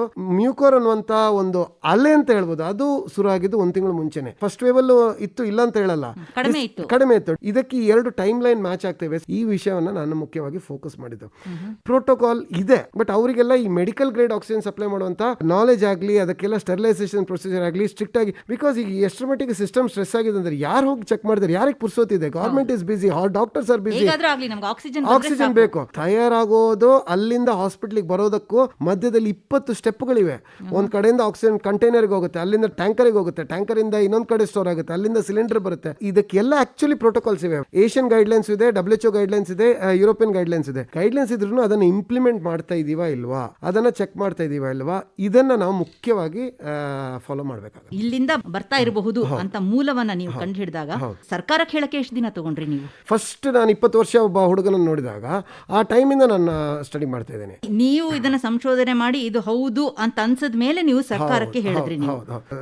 ಡೆಪ್ಯೂಟಿ ಸಿಎಂ ಅವರನ್ನ ಕಾಂಟ್ಯಾಕ್ಟ್ ಆದ ತಕ್ಷಣ ಅದು ಎಷ್ಟು ಫಾಸ್ಟ್ ಆಗಿ ಅದನ್ನ ಇಂಪ್ಲಿಮೆಂಟ್ ನಾನು ಹೇಳಿದನ್ನ ಕೇಳ್ಕೊಂಡ್ರು, ಇಂಪ್ಲಿಮೆಂಟ್ ಅದಕ್ಕೆ ಬೇಕಾಗಿದ್ದನ್ನ ಆ ಪ್ರಾಸೆಸ್ ಅನ್ನ ಶುರು ಮಾಡಿದಂದ್ರೆ ನನಗೆ ತುಂಬಾ ಖುಷಿಯಾಗಿದೆ. ಏನೋ ಒಂಥರ ಎಕ್ಸ್ಪೆಕ್ಟೇ ಮಾಡಿರ್ಲಿಲ್ಲ. ನಾನು ರೆಕಮೆಂಡೇಶನ್ ತಗೊಂಡಿದ್ದಾರೆ, ಎಲ್ಲರೂ ಅದರ ಮೇಲೆ ತುರ್ತಾಗಿ ಡೆಸಿಷನ್ ತಗೊಂಡಿದ್ದಾರೆ. ಗೈಡ್ಲೈನ್ಸ್ ಇವತ್ತೆಲ್ಲ ನಾಳೆ ರಿಲೀಸ್ ಆಗುತ್ತೆ ಅಂಡ್ ಅದಕ್ಕೆ ಬೇಕಾದಂತಹ ಮೈಕ್ರೋಬಯಾಲಜಿಕಲ್ ಟೆಸ್ಟ್ ಆಗಲಿ, ಚೆಕ್ಸ್ ಆಗಲಿ, ಇದನ್ನೆಲ್ಲ ಈಗ ಇಂಪ್ಲಿಮೆಂಟ್ ಮಾಡಕ್ಕೆ ಶುರು ಮಾಡ್ತಾರೆ. ಡಾಕ್ಟರ್ ಸಂಪತ್ ಅವರು ಸರ್ಕಾರವನ್ನು ಎಚ್ಚರಿಸಿದ್ದೀರಾ. ಸರ್ಕಾರ ಈಗ ಎದ್ದು ಕೂತಿದೆ. ಏನಾದ್ರೂ ಮಾಡಿ ಈ ಕಪ್ಪು ಶಿಲೀಂಧ್ರಕ್ಕೆ ಒಂದು ಪರಿಹಾರವನ್ನ ಕಂಡು ಹಿಡಿಬೇಕು. ಈ ಮೂಲದಲ್ಲೇ ಇದನ್ನ ನಾವು ತಪ್ಪಿಸಬೇಕು ಅಂತ ಆಗಿದೆ. ಇಷ್ಟು ದಿನ ಕಪ್ಪು ಶಿಲೀಂಧ್ರದ ಬಗ್ಗೆ ಮಾತಾಡ್ತಾ ಇದ್ವಿ, ಜೊತೆಗೆ ಬಿಳಿ ಶಿಲೀಂಧ್ರ, ವೈಟ್ ಫಂಗಸ್ ಅಂತ ಮಾತಾಡ್ತಾ ಇದ್ವಿ. ಎಲ್ಲೋ ಏನೋ ರೈನ್ಬೋ ಕಲರ್ಸ್ ಬರ್ತಾ ಇದ್ದಂಗೆ ಕಾಣಿಸ್ತಾ ಇದೆ ನಮಗೆ. ಏನಿದು ಬೇರೆ ಬೇರೆ ಕಲರು? ನೋಡಿ, ಅದೇ ನಾನು ಹೇಳಿದಂಗೆ ನನಗೆ ಆಶ್ಚರ್ಯ ಆಗಿರೋದು ಕಪ್ ಫಂಗಸ್ ಲಾಸ್ಟಿಗೆ ಬರಬೇಕಿತ್ತು. ಮ್ಯೂಕೋರ್ ಮೈಕೋಸಿಸ್ ಒಂದು ತುಂಬಾ ರೇರ್. ಬಿಳಿ ಫಂಗಸ್ ಅನ್ನೋದು ಕ್ಯಾಂಡಿಡಾ ಇನ್ಫೆಕ್ಷನ್. 3 ಫಂಗಸ್ ಮುಖ್ಯವಾಗಿ ದೇಹದಲ್ಲಿ ಮತ್ತೆಲ್ಲ ರೇರ್ ಫಂಗಸ್ಗಳಿವೆ. ಕಪ್ಪು ಶಿಲೀಂಧ್ರನೂ ಅಪರೂಪ ಅಂತ ಇದ್ವಿ, ಈಗ ಅದೇ ದೊಡ್ಡದಾಗಿದೆ. ನಾನು ಹೇಳುವಂಥದ್ದು ಕ್ಯಾಂಡಿಡಾ ಈಸ್ ವೈಟ್ ಫಂಗಸ್. ಆಸ್ಪರ್ಜಿಲ್ಲೋಸಿಸ್ ಅನ್ನುವಂಥದ್ದು ಇನ್ನೊಂದಿದೆ. ಬಿಕಾಸ್ ಯೆಲ್ಲೋ ಫಂಗಸ್ ಕೇಳ್ತಿರೋದು ನಾನು first time. So yellow fungus ಅನ್ನೋದು ಆಸ್ಪರ್ಜಿಲ್ಲೋಸಿಸ್ ಅಥವಾ ಬೇರೆ ಏನಾದ್ರೂ ಇದೆ, ಇದ್ರ ವಿಷಯ ಗೊತ್ತಿಲ್ಲ. 3ನೇದು ಮ್ಯೂಕೋರ್ ಬ್ಲಾಕ್ ಫಂಗಸ್. ಬಿಕಾಸ್ ಆಫ್ ಕಪ್ಪು ಬಣ್ಣ, ಅಂದ್ರೆ ಮುಖದಲ್ಲೆಲ್ಲ ಈ ಕಪ್ಪು ಪ್ಯಾಚಸ್ ಬೆಳೆಯುತ್ತೆ, ಅದು ನಾನು ಹೇಳಕ್ ಮರ್ತೋದೆ ಫಸ್ಟ್ ಟೈಮ್. ಆದ್ರಿಂದಾಗಿ ಅದನ್ನ ಬ್ಲಾಕ್ ಫಂಗಸ್ ಅಂತ ಹೇಳೋದು. ಫಂಗಸ್ ಕಲರ್ ಬ್ಲಾಕ್ ಅಲ್ಲ, ಬಟ್ ಫಂಗಸ್ ಏನ್ ಮಾಡುತ್ತೆ, ಒಳಗಡೆ ಹೋಗಿ ಮುಖದಲ್ಲಿರೋ ಎಲ್ಲೆಲ್ಲ ಎಫೆಕ್ಟ್ ಆಗುತ್ತೆ ಅಲ್ಲಿ ಆ ಭಾಗವನ್ನು ಕೊಳ್ತೋದಂಗೆ ಮಾಡುತ್ತೆ. ಅದು ಮುಖ್ಯವಾದಂತ ಒಂದು ಸ್ಟ್ರೆಂತ್ ಏನಂದ್ರೆ ಆಂಜಿಯೋ ಇನ್ವೇಷನ್. ಬ್ಲಡ್ ವೆಸಲ್ಸ್ ಒಳಗಡೆ ಹೋಗಿ ಬ್ಲಡ್ ವೆಸಲ್ಸ್ ಅನ್ನ ಬ್ಲಾಕ್ ಮಾಡಿ ಆ ಬ್ಲಡ್ ವೆಸಲ್ಸ್ ಯಾವ ಅಂಗವನ್ನ ಸಪ್ಲೈ ಮಾಡುತ್ತೆ ಅದೆಲ್ಲ ಕೊಳ್ತೋದಾಗ ಅಲ್ಲೂ ಬೆಳೆಯುತ್ತೆ, ಅದ್ರ ಬೇರೆ ಕಡೆನೂ ಬೆಳೆಯುತ್ತೆ. ಆ ಕೊಳ್ತೋದ ಭಾಗಗಳು ಕಪ್ಪಾಗಿರೋದ್ರಿಂದ ಅದಕ್ಕೆ ಬ್ಲಾಕ್ ಫಂಗಸ್ ಅನ್ನೋದು. ಸೊ ಈ 3 ಫಂಗಸ್ಗಳು ಕ್ಯಾಂಡಿಡಾ, ಆಸ್ಪರ್ಜಿಲ್ಲೋಸಿಸ್, ಮ್ಯೂಕೋರ್, ಈ 3 ಫಂಗಸ್ ಗಳನ್ನ ನಾವು ಅರ್ಥ ಮಾಡ್ಕೊಳ್ಬೇಕು. ಇದ್ರ ವಿಷಯ ತಿಳ್ಕೊಂಡ್ರೆ ಉತ್ತಮ. ಯಾಕೆ ಹೇಳಿದ್ರೆ ಈ ಕೋವಿಡ್ ಈ ತರ 2ನೇ 3ನೇ 4 ಎಷ್ಟು ವೇವ್ ಇದೆಯಾ ಏನೋ, ಅದ್ರ ಜೊತೆ ಏನ್ ನೋಡಕ್ ಸಿಗುತ್ತೆ. ಬಿಕಾಸ್ 1 ವರ್ಷ ಮುಂಚೆ ಬ್ಲಾಕ್ ಫಂಗಸ್ 10,000 ಕೇಸ್ ನೋಡಕ್ ಸಿಗುತ್ತೆ ಅಂತ ಹೇಳಿ ನನಗೆ ಯಾರಾದ್ರೂ ಹೇಳ್ತಿದ್ರೆ ನಾನು ನಗಡ್ತಿದ್ದೆ, ನಾನು ಅದ್ರ ನಂಬ್ತಾನೆ ಇರ್ಲಿಲ್ಲ. ಬಟ್ ಇವತ್ತು ನಾವು ಕಣ್ಣಾರೆ ನೋಡ್ತಾ ಇದೀವಿ, ದಿನ 5-6 ಕೇಸ್ ನೋಡಕ್ ಸಿಗ್ತಾ ಇದೆ, ವರ್ಷಕ್ಕೆ 2-3 ಕೇಸ್ ನೋಡಿದವ್ರು ನಾವು. ಸೊ ಈ ತರ ಬರುತ್ತೆ. ಇದನ್ನೆಲ್ಲ ನಾವು ನಮ್ಮ ಇಮ್ಯುನಿಟಿ ಬೆಳೆಸಬೇಕು, ನಿರೋಧಕ ಶಕ್ತಿಯನ್ನ ನಾವು ಹೆಚ್ಚಿಸಬೇಕಾಗುತ್ತೆ. ಹೌದು. ಮತ್ತೆ ಡಯಾಬಿಟಿಸ್ ಇದ್ದವರು ತುಂಬಾ ಜಾಗರೂಕತೆಯಿಂದ ಅದನ್ನ ಕಂಟ್ರೋಲ್ ಇಡಬೇಕು, ಕೋವಿಡ್ ಬಾರದಾಗೆ ನೋಡ್ಕೋಬೇಕು. ಈ ಕಪ್ಪು ಶಿಲೀಂಧ್ರ ಬಂದ ಮೇಲೆ ಇದು ಕಣ್ಣಿಗೂ ಕೂಡ ಎಫೆಕ್ಟ್ ಮಾಡುತ್ತೆ ಖಂಡಿತ ಅಂತ ಕೇಳಿದ್ವಿ. ಏನು ಕಣ್ಣೇ ಹೋಗೋ ಸಾಧ್ಯತೆ ಇದೆಯಾ? ಖಂಡಿತ. ಎಷ್ಟೋ ಜನರಿಗೆ ನಾವು ಅದೇ ಬೇಜಾರಾಗೋದು. ನಾನು ಇದರ ಸ್ಪೆಷಲಿಸ್ಟ್ ಆದ್ರೂ ಇದನ್ನ ಸರ್ಜರಿ ಮಾಡೋಕ್ಕೆ ಟ್ರೀಟ್ ಮಾಡೋಕ್ಕೆ ನನಗೆ ಒಂಥರ ಬೇಜಾರಾಗುತ್ತೆ. ಕೋವಿಡ್ ಇಂದ ರಿಕವರ್ ಆದವರು ಕಣ್ಣು ಕಳ್ಕೊಳ್ತಾ ಇದ್ದಾರೆ ಬ್ಲ್ಯಾಕ್ ಫಂಗಸ್ ಇಂದಾಗಿ. ಸೊ ನಾನು ಹೇಳಿದಂಗೆ ಮೂಗೊಳಗಡೆ ಬಂದು ಅಲ್ಲಿಂದ ಕಣ್ಣಿಗೆ ಸ್ಪ್ರೆಡ್ ಆಗಿ ಮೂಗಿನ ಒಳಗಡೆ ಸೈನಸ್ಗಳಿವೆ, ಅದ್ರ ಪಕ್ಕದಲ್ಲೇ ಕಣ್ಣಿರೋದು. ಸೈನಸ್ಗಳ ಒಳಗಡೆ ಹೋಗಿ ಕೂತ್ಕೊಂಡು ಇದು ಅಲ್ಲೆಲ್ಲ ಇನ್ಫೆಕ್ಟ್ ಆಗಿ ಅದ್ರ ಪಕ್ಕದಲ್ಲೇ ಕಣ್ಣೊಳಗಡೆ ಹೋಗಿ ಕಣ್ಣು ನೆಕ್ಸ್ಟ್ ಆರ್ಗನ್ ಅಲ್ಲಿಂದ ಬ್ರೈನ್ ಮೇಲೆ ಹೋಗೋದು. ಅದಕ್ಕೆ ಇದನ್ನ ROCM ರೈನೋ ಆಕ್ಯುಲೋ ಸೆರಿಬ್ರಲ್ ಮ್ಯೂಕೋರ್ಮೈಕೋಸಿಸ್, ಅದು ಆ ಫ್ಲೋ ಡೈರೆಕ್ಷನ್ ಹಂಗೆ. ಮತ್ತೆ ಬೇರೆ ಕಡೆ ಬಾಯಲ್ಲಾಗ್ಲಿ ಪ್ಯಾಲೆಟ್ ಅಂತ ಅಂತೀವಿ, ಕಿರುನಾಲಿಗೆ ಪಕ್ಕ ಅಥವಾ ಚೀಕ್ ಬೋನ್ ಮ್ಯಾಕ್ಸಿಲ್ಲಾ ದವಡೆಗಳಲ್ಲಿ ಇಲ್ಲೆಲ್ಲ ಹರಡುವ ಚಾನ್ಸ್ ಇದೆ. ಅಲ್ಲೆಲ್ಲ ಹರಡಿದ್ರೆ ಎಲುಬು ನಾಶ ಆಗುತ್ತೆ. ಇದನ್ನೆಲ್ಲ ಮತ್ತೆ ಸರ್ಜರಿಯಲ್ಲಿ ತೆಗಿಬೇಕಾಗುತ್ತೆ. ಇನ್ನೊಂದು ಮುಖ್ಯವಾದಂಥ ಅಂಶ, ಎಲ್ಲಿ ಬ್ಲ್ಯಾಕ್ ಫಂಗಸ್ ಇದೆಯೋ ಹೆಚ್ಚಿನ ಸಂದರ್ಭದಲ್ಲಿ ನಾನು ಹೇಳಿದಂಗೆ ಫಸ್ಟ್ ಸ್ಟೇಜಲ್ಲಿ ನೋಡೋಕೆ ಸಿಗೋದು ಕಡಿಮೆ, ಬಿಕಾಸ್ ಅದು ಸೈನಸೈಟಿಸ್ ಥರನೇ ಕಾಣ್ತಿರೋದ್ರಿಂದ ಅದು ಕಪ್ಪು ಸ್ಪಾಟ್ ಬಂದಾಗಲೇ ಜನರು ನಮ್ಮ ಹತ್ರ ಬರೋದು. ಅದರ ಅರ್ಥ ಏನಂದರೆ ಆ ಏರಿಯಾ ಕೊಳ್ತೋಗಿದೆ ಅಂತ ಅರ್ಥ. ಇದನ್ನು ಸರ್ಜಿಕಲಿ ತೆಗಿಬೇಕಾಗುತ್ತೆ. ಸೊ ದಯವಿಟ್ಟು ಈ ಒಂದು ಕಾಯಿಲೆಯಲ್ಲಿ ಸರ್ಜರಿ ಸಾಧಾರಣ ಮಟ್ಟಿಗೆ ಖಚಿತವಾಗಿ ಮಾಡಬೇಕಾಗುತ್ತೆ. ಇದನ್ನು ಅವಾಯ್ಡ್ ಮಾಡೋಕ್ಕೆ ಎಷ್ಟೋ ಜನರಿಗೆ ಶಸ್ತ್ರಚಿಕಿತ್ಸೆ ಭಯ ಇರುತ್ತೆ. ಶಸ್ತ್ರಚಿಕಿತ್ಸೆ ಭಯ ಇದ್ದರೆ ಈ ಒಂದು ಕಾಯಿಲೆಯಲ್ಲಿ ಅದನ್ನು ಮಾಡದೆ ಕೂತ್ಕೊಂಡ್ರೆ ಅದರಿಂದಾಗಿ ಜೀವ ಕಳ್ಕೊಳ್ಳುವ ಪರಿಣಾಮ ಅಂದ್ರೆ ಇದು ಬಹಳ ಬೇಗ ಹರಡುತ್ತೆ ಅಂತ. ಖಂಡಿತವಾಗಿ 2 ದಿವಸ ಸಾಕು ಕಣ್ಣಿಗೆ ಹೋಗೋಕೆ. ಸೊ ನಾನು ಹೆಚ್ಚಾಗಿ ನನ್ನ ಪ್ರಾಕ್ಟೀಸ್ ಅಲ್ಲಿ ಎಷ್ಟೋ ಲಕ್ಷಗಟ್ಟಲೆ ಪೇಷಂಟ್ ಟ್ರೀಟ್ ಮಾಡಿದ್ದೀನಿ, ಸರ್ಜರಿ ಮಾಡಿದ್ದೀನಿ. ಬಟ್ ಈ ಒಂದು ಕಾಯಿಲೆಯಲ್ಲಿ ನಾನು ಎಲ್ಲ ಪೇಷಂಟ್ಗೆ ಹೇಳೋದು ಅಷ್ಟೇ, ತಕ್ಷಣ ಬನ್ನಿ, not within days, within hours. ಇದಕ್ಕೆ ಔಷಧಗಳು ಕೂಡ ಇದೆ, ತರಿಸ್ತಾ ಇದೀವಿ ಅಂತ ಕೂಡ ಹೇಳ್ತಾರೆ. ಇದಕ್ಕೆ ನೀವು ಶಸ್ತ್ರಚಿಕಿತ್ಸೆನೇ ಮದ್ದು ಅಂತ ಕೂಡ ಹೇಳ್ತಾ ಇದ್ದೀರಾ. ಶಸ್ತ್ರಚಿಕಿತ್ಸೆ ಒಂದೇ ಅಲ್ಲ, ಮದ್ದು 100% ಕೊಡಬೇಕಾಗುತ್ತೆ. ಮದ್ದು ಮಾತ್ರ ಕೊಟ್ರೆ ಕೊಳ್ತೋದ ಜಾಗಕ್ಕೆ ಪೆನೆಟ್ರೇಷನ್ ಆಗದಿರೋದ್ರಿಂದ ಅಲ್ಲಿ ಫಂಗಲ್ ಸ್ಪೋರ್ಸ್ ಬಾಕಿ ಉಳಿದು ಅದು ಎಲ್ಲಾದ್ರೂ ಸತ್ರುನು ಮತ್ತೆ ಬರೋ ಚಾನ್ಸ್ ಇದೆ. ಅದು ಪೂರ್ತಿ ಎಲಿಮಿನೇಟ್ ಆಗಬೇಕಾದ್ರೆ ಸರ್ಜರಿ ಮಾಡಬೇಕು. ಅದ್ರ ಜೊತೆಗೆ ಮದ್ದು 4 ವಾರದಿಂದ 6 ವಾರ ಅಂತ ಹೇಳ್ತೀವಿ, 6 ವಾರದಿಂದ 8 ವಾರ ಅಂತ ಕೆಲವರು ಹೇಳ್ತಾರೆ. ಸೊ ಲಾಂಗ್ ಟರ್ಮ್ ಟ್ರೀಟ್ಮೆಂಟ್ ಮದ್ದುಗಳು ತುಂಬಾ ಕಾಸ್ಟ್ಲಿ, ಅದು ಆಂಟಿಬಯೋಟಿಕ್ ತರ ಅಥವಾ ಬೇರೆ. ಸೊ ಒಂದೊಂದು ವಾಯಿಲಿಗೆ 4,000ದಿಂದ 7,000 ತನಕನೂ ಇದೆ. ಸೊ ಆ ತರ ನಾವು ಇಂಜೆಕ್ಷನ್ ಎಲ್ಲ ಕೂಡ ಸರ್ಕಾರದಿಂದ ಈಗ ನಾವು ಕೊಡ್ತೀವಿ ಅಂತ ಹೇಳ್ತಾ ಇದ್ದಾರೆ. ಆ ಇಂಜೆಕ್ಷನ್ ತಗೊಂಡ್ರು ಕೂಡ ಇದಕ್ಕೆ ಶಸ್ತ್ರಚಿಕಿತ್ಸೆ ಬೇಕೇ ಬೇಕಾಗುತ್ತೆ. ಅದೇ ಆ ಕಪ್ಪು ಅಂಶ ನೋಡಕ್ ಸಿಕ್ಕಿದ್ರೆ ಹೆಚ್ಚಿನ ಕೇಸ್ಗಳಲ್ಲಿ ಅಂದ್ರೆ ಹೊರಗಡೆ ಕಾಣುತ್ತಾ, ದೇಹದ ಹೊರಭಾಗದಲ್ಲಿ ಕಾಣುತ್ತಾ, ಅದು ಚರ್ಮದ ಮೇಲೆ ಕಾಣ್ಬೋದು, ಪ್ಯಾಲೆಟ್ ಮೇಲೆ ಕಾಣ್ಬೋದು, ಮೂಗಿನ ಸುತ್ತ ಕಾಣ್ಬೋದು. ಅಂದ್ರೆ ಶ್ವಾಸಕೋಶಕ್ಕೆ ಅದು ತೊಂದರೆ ಮಾಡಿದ್ರು ಕೂಡ ಅದು ಮುಖದಲ್ಲಿ ಕಾಣಿಸ್ಕೋಬಹುದು ಅಂತೀರಾ? ಹೌದು. ಪ್ಲಸ್ ಮೂಗು ಒಳಗಡೆ ಏನಾದ್ರು ಇದ್ರೆ ಅದನ್ನ ನಾವು ಎಂಡೋಸ್ಕೋಪಿ ಅಂತ ಮಾಡ್ತೀವಿ. ಈಗ ಸಾಧಾರಣ ಮಟ್ಟಿಗೆ ಎಲ್ರಿಗೂ ನಾನು ಎಂಡೋಸ್ಕೋಪಿ ಮಾಡ್ತಾ ಇದ್ದೀನಿ, ಬಿಕಾಸ್ ಇದನ್ನ ನಾನು ಮಿಸ್ ಮಾಡಕ್ ಬಯಸ್ತಾ ಇಲ್ಲ. ಎಂಡೋಸ್ಕೋಪಿ ಮಾಡಿದಾಗ ಅದರಲ್ಲೂ ಕಪ್ಪು ಪ್ಯಾಚಸ್ ಸಿಗುತ್ತೆ, ಒಂಥರ ಕೊಳ್ತೋದ ಏರಿಯಾಗಳು ನೋಡಕ್ ಸಿಗುತ್ತೆ. ಆ ಥರ ಇದ್ರೆ ಇಮಿಡಿಯೇಟ್ ಬಯಾಪ್ಸಿ ತೆಗಿತೀನಿ, ಬಯಾಪ್ಸಿಲಿ ಗೊತ್ತಾಗುತ್ತೆ. ಅದನ್ನ ನಾವು ಮತ್ತೆ ಶಸ್ತ್ರಚಿಕಿತ್ಸೆ ಮೂಲಕ ಕ್ಲೀನ್ ಮಾಡ್ತೀವಿ. ಅದ್ರ ಜೊತೆಗೆ ಟ್ರೀಟ್ಮೆಂಟ್, ಆಂಟಿಫಂಗಲ್ ಟ್ರೀಟ್ಮೆಂಟ್ ಸ್ಟಾರ್ಟ್ ಮಾಡ್ತೀವಿ. ಡಾಕ್ಟರ್ ಸಂಪತ್ ಚಂದ್ರ ಪ್ರಸಾದ್ ರಾವ್ ಅವರೇ, ಇದುವರೆಗೂ ಈ ಬ್ಲ್ಯಾಕ್ ಫಂಗಸ್, ಕಪ್ಪು ಶಿಲೀಂಧ್ರದ ಬಗ್ಗೆ ಸಾಕಷ್ಟು ಮಾಹಿತಿಯನ್ನು ಕೊಟ್ಟಿರಾ. ನಿಮ್ಮ ಸಂಶೋಧನೆಗಳ ಬಗ್ಗೆ ಕೂಡ ನೀವು ಸಾಕಷ್ಟು ಹೇಳಿದ್ದೀರಾ. ಸರ್ಕಾರವನ್ನ ಎಚ್ಚರಿಸಿದ್ದೀವಿ ಅಂತ ಹೇಳಿದ್ದೀರಾ. ಸರ್ಕಾರ ಕೂಡ ಎಚ್ಚೆತ್ತುಕೊಂಡು ಈಗ ಈ ಕಪ್ಪು ಶಿಲೀಂಧ್ರಕ್ಕೆ ಏನು ತುರ್ತು ಆಗಬೇಕಾಗಿದೆಯೋ ಅದೆಲ್ಲ ಕ್ರಮಗಳನ್ನು ಕೂಡ ತಗೊಳ್ಳೋದಕ್ಕೆ ಮುಂದಾಗಿದೆ. ಈ ಕೋವಿಡ್ ಅಲೆ ಜೊತೆಗೆ ಈ ಕಪ್ಪು ಶಿಲೀಂಧ್ರ, ಬ್ಲ್ಯಾಕ್ ಫಂಗಸ್, ಈ ಒಂದು ಅಲೆ ಏನಿದೆ ಇದು ಸಂಪೂರ್ಣವಾಗಿ ನಾಶವಾಗಲಿ ಅಂತ ಕೂಡ ನಾವು ಕೂಡ ಹಾರೈಸ್ತೇವೆ. ನಿಮ್ಮ ಎಲ್ಲ ಮಾಹಿತಿಗೆ ಧನ್ಯವಾದಗಳು. ಮತ್ತೊಮ್ಮೆ ನಮ್ಮ ಸ್ಟುಡಿಯೋಗೆ ಬರಬೇಕು ಅಂತ ಆಹ್ವಾನಿಸ್ತಾ ಧನ್ಯವಾದಗಳು, ನಮಸ್ಕಾರ. ತುಂಬಾ ಧನ್ಯವಾದಗಳು. ಇದುವರೆಗೆ ಕಪ್ಪು ಶಿಲೀಂಧ್ರ, ಬ್ಲ್ಯಾಕ್ ಫಂಗಸ್ ಈ ವಿಷಯವಾಗಿ ಡಾಕ್ಟರ್ ಸಂಪತ್ ಚಂದ್ರ ಪ್ರಸಾದ್ ರಾವ್ ಅವರೊಂದಿಗೆ ಸಂದರ್ಶನ ಕೇಳಿದಿರಿ. ಇವರೊಂದಿಗೆ MS ಅನುಪಮಾ. ಇದು ಬೆಂಗಳೂರು ವಿವಿಧ ಭಾರತಿ ಕೇಂದ್ರದ ಕೊಡುಗೆ.